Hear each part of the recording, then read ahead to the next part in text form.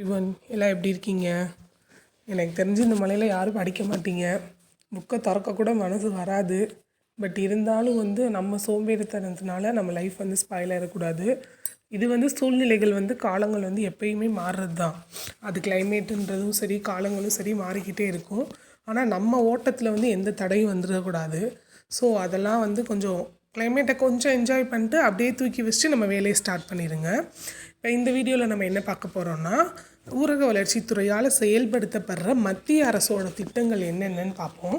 So first ஒன்று என்னென்னா, இந்த 100 நாள் வேலைவாய்ப்பு திட்டம்னு சொல்லுவாங்கள்ல, அதுதான் மகாத்மா காந்தி ஊரக வேலை உறுதி திட்டம். சரியா? இதை பற்றி ஒரு தனி வீடியோவும் போடுறேன்.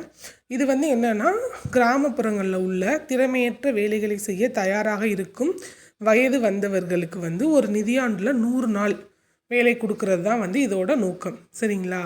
திறமையற்ற வேலைன்னா, அதாவது இதுக்கு ஸ்கில்ஸ் கிடையாது. இந்த கிராமங்களில் வேலை செய்வாங்களா, நீங்கள் பார்த்துருக்கீங்கல்ல, அதுதான் இது. ஓகேவா?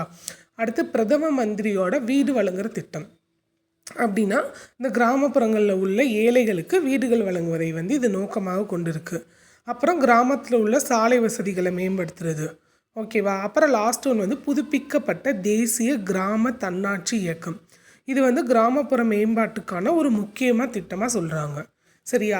இதே மாதிரி அடுத்து மாநில அரசு திட்டங்கள், அப்புறம் ஒருங்கிணைந்த திட்டங்கள் ரெண்டும் சேர்ந்து செயல்படுத்துகிறதெல்லாம் கண்டினியூஸாக பார்ப்போம். Thank you so much.